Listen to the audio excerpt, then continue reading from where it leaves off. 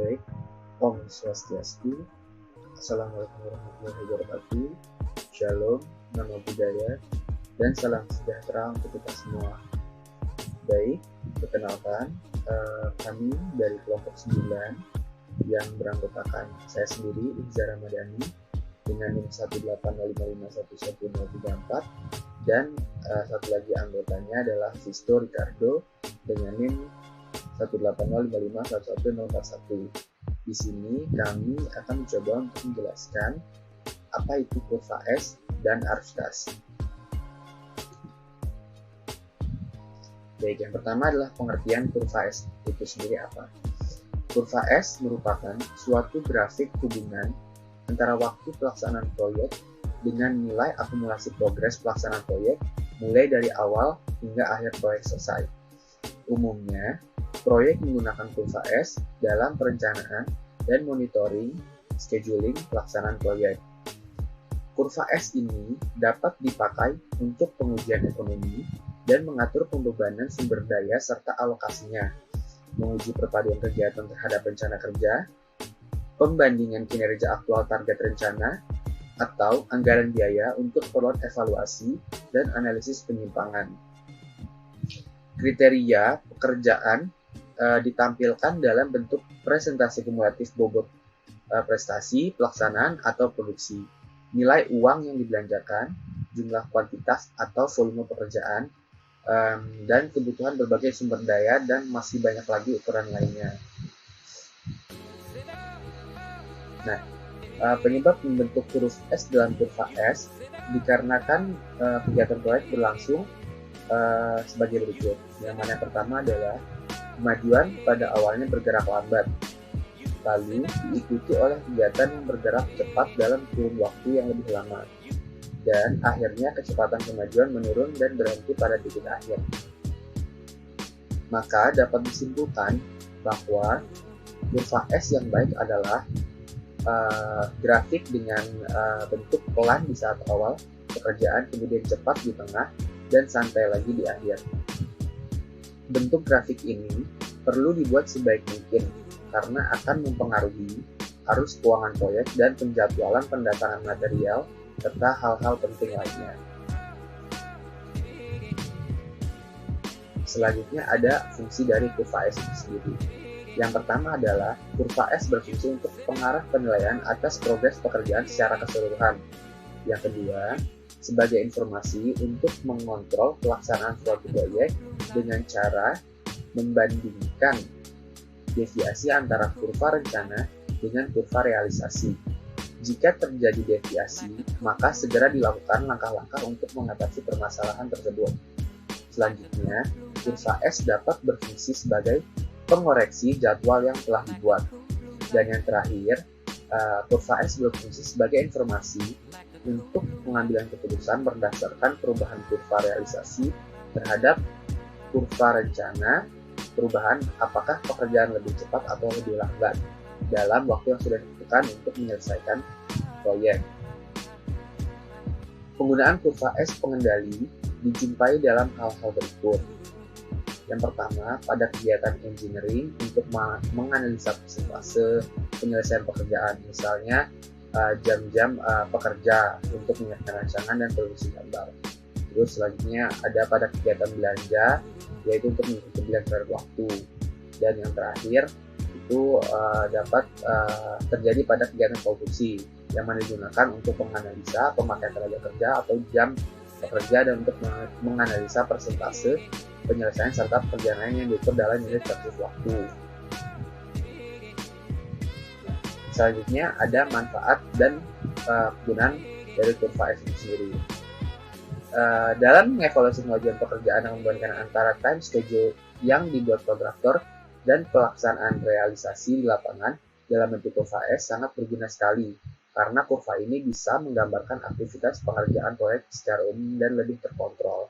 Nah, di sini terdapat beberapa manfaat dari kurva S itu sendiri.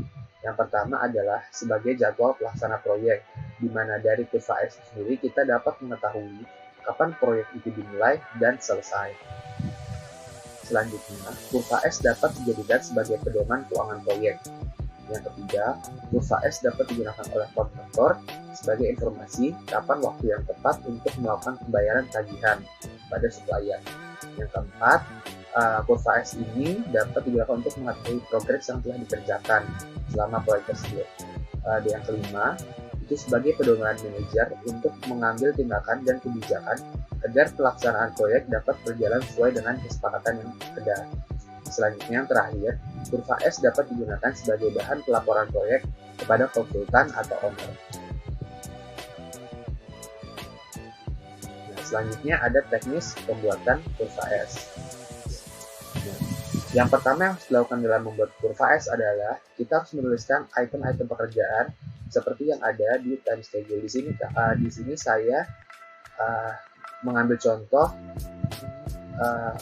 seperti ini item pekerjaannya, yang mana ada mulai dilanjut dengan cutting crusher station, furniture and interior, design crusher, building crusher, hingga akhirnya finishing dengan simbol-simbol yang ada. Yang kedua, yang harus dilakukan adalah menentukan bobot persentase atau bobot persen dari tiap item pekerjaan berdasar pada perincian harga pada item pekerjaan terhadap harga total dari semua item pekerjaan. Nah, di sini kan sudah ada estimasi biayanya dari masing-masing item pekerjaan. Di mana dalam mengambil persenannya, di sini saya mengambil dari jumlah total keseluruhan biaya dibagi oleh biaya per item pekerjaan. Seperti contohnya di sini pada cutting crusher station itu estimasi biaya yang dikeluarkan adalah 5.354.550 dan bobot persen yang dapat adalah 6,97% dengan durasi waktu 3 minggu seperti itu. Nah, yang ketiga adalah membagi bobot persen pekerjaan dengan lama waktu yang dibutuhkan untuk mengerjakan pekerjaan tersebut sesuai dengan time schedule. Nah, kan tadi telah didapatkan nih bobot-bobotnya seperti uraian pekerjaan A, B, C yang tadi itu kan udah dapat nih yang A 6,97 dan durasinya adalah 3 minggu, sehingga dari bobot ini kita bagi menjadi 3, di mana tiap bagian itu berada di minggu 1 dan 2 dan 3, dapatkan 2,32. Begitupun yang lainnya, sehingga jadilah seperti ini. Selanjutnya yang keempat itu adalah menjumlahkan bobot persen pekerjaan persatuan waktu dan membuat tabel kumulatif dari persen pekerjaan persatuan waktu yang direncanakan jadi. Di sini dimaksudkan adalah persen-persen per minggu itu dijumlahkan. Itu maksudnya adalah bobot persen pekerjaan persatuan, seperti di bawah ini adalah rencana 2 mingguan. Nah, itu adalah jumlah dari progres persen pekerjaan persatuannya per minggunya. Selanjutnya dibentuk lagi tabel kumulatif. Nah, ini adalah penjumlahan dari tiap-tiap progres per minggunya. Dapat kita lihat seperti yang paling bawah ini adalah rencana kumulatif. Pada minggu pertama 5,26, pada minggu kedua didapat 10,53. Ini merupakan adalah penjumlahan dari progres minggu pertama dan minggu kedua, hingga akhirnya pada minggu kedua bulan 5 itu mencapai progres kumulatif sebesar 100%. Nah, yang terakhir dalam kurva S itu adalah membuat grafiknya sendiri, di mana kita memplot grafik hubungan antara kumulatif dari persen pekerjaan waktu.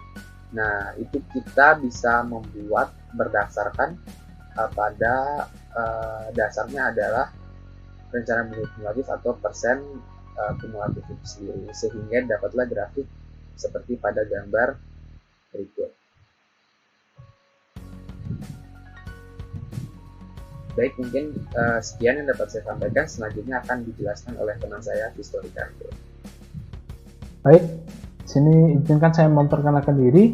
Nama saya Visto Ricardo dengan NIM 18055111041. Di sini saya akan melanjutkan presentasi kelompok 9 dengan materi arus kas atau yang disebut cash flow. Nah, demi menjaga stabilitas keuangan, sebuah perusahaan, barang, dan jasa pasti memiliki sistem akuntansi atau pencatatan laporan dari semua kegiatan transaksi. Berdasarkan standar akuntansi keuangan atau SAK, selain neraca dan ekuitas atau laporan perubahan modal, terdapat juga laporan arus kas yang harus senantiasa dibuat per periode. Pengertian arus kas sendiri adalah catatan keuangan yang berisi informasi tentang pemasukan dan pengeluaran selama satu periode. Laporan ini akan sangat berguna ketika Anda akan mengevaluasi struktur keuangan atau yang terdapat likuiditas dan solvabilitas, serta aktiva bersih perusahaan. Tidak hanya itu, Anda juga bisa memanfaatkannya sebagai strategi adaptif menghadapi perubahan keadaan dan peluang. Nah, di sini terdapat manfaat dari arus kas sendiri. Yang pertama adalah memberi informasi yang memungkinkan pengguna untuk mengevaluasi perubahan dalam aset bersih entitas serta seluruh struktur keuangan, dan juga kemampuan mempengaruhi jumlah serta waktu arus kas dalam rangka penyesuaian terhadap keadaan dan peluang yang berubah. Yang kedua adalah menilai kemampuan entitas dalam menghasilkan kas dan setara kas, dan memungkinkan para pengguna mengembangkan model untuk menilai dan membandingkan nilai sekarang dari arus kas masa depan atau future cash flow dari berbagai entitas. Yang ketiga, manfaatnya adalah meningkatkan daya banding pelaporan kinerja operasi berbagai entitas. Nah, kemudian juga ada 3 elemen dalam laporan arus kas.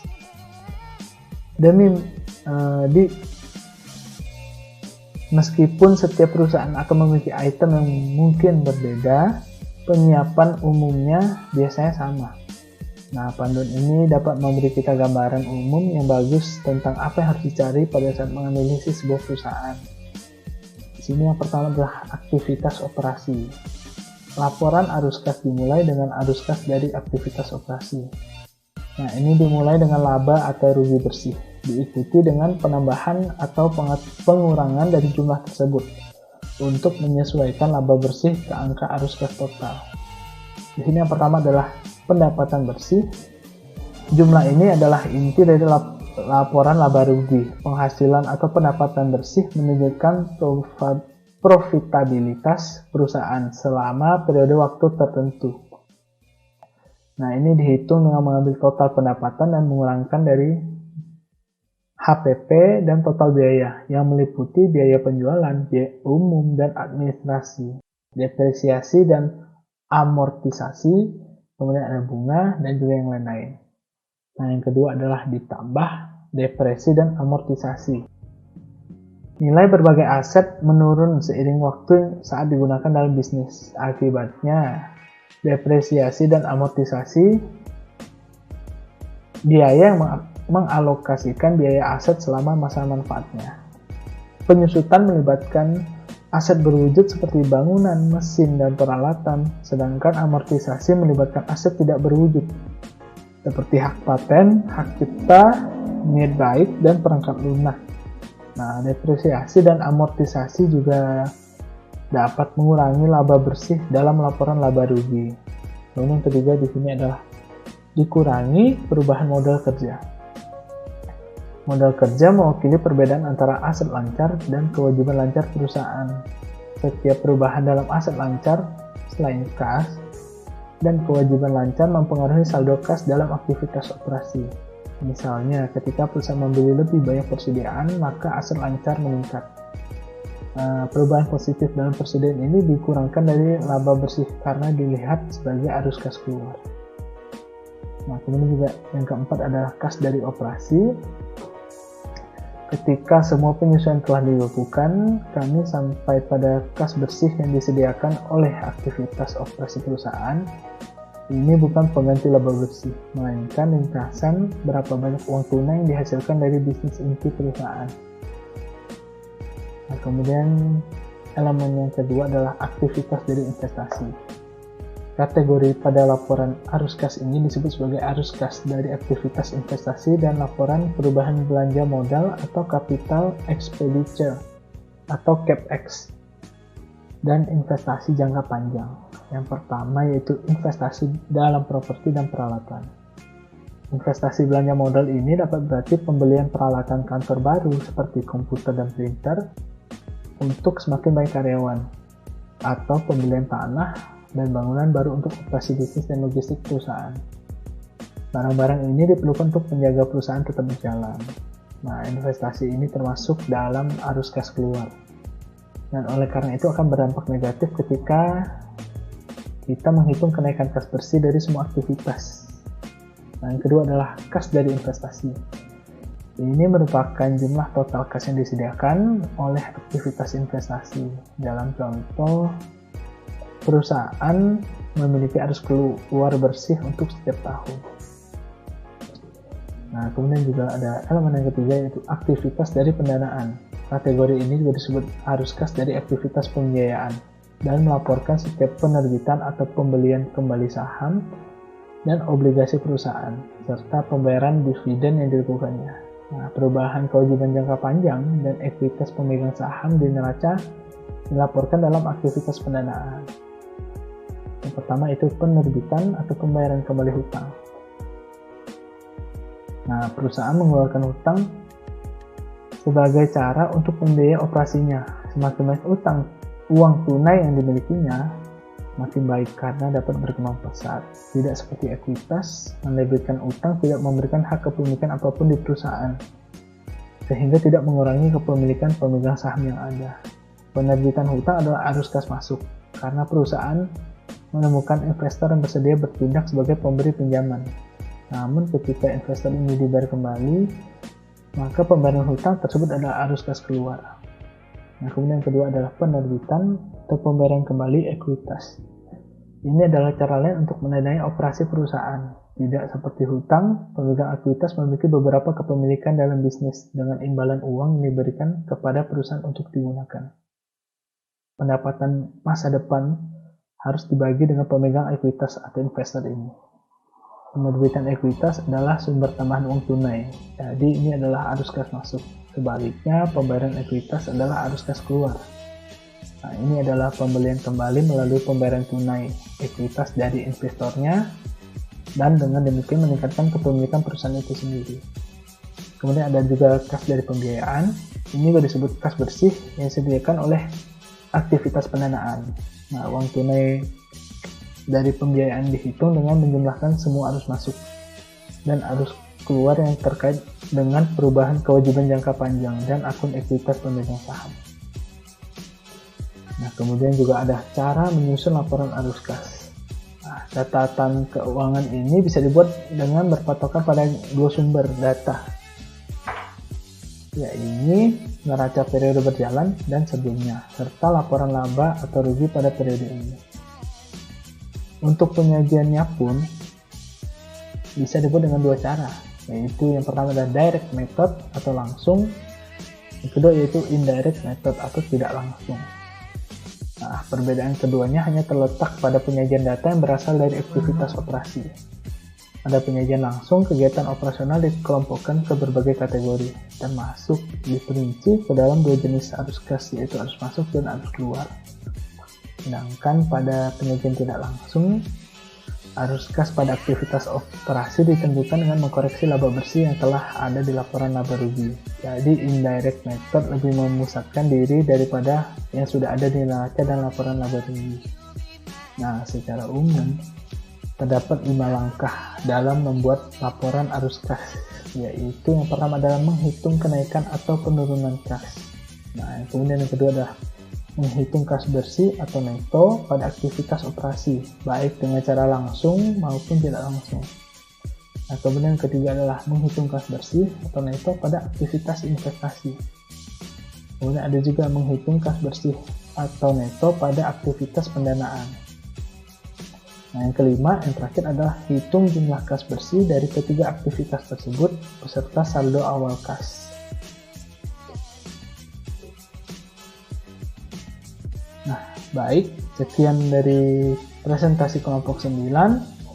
Apabila terdapat salah penyampaian atau salah pengucapan, saya ucapkan mohon maaf atas perhatiannya. Saya ucapkan terima kasih banyak.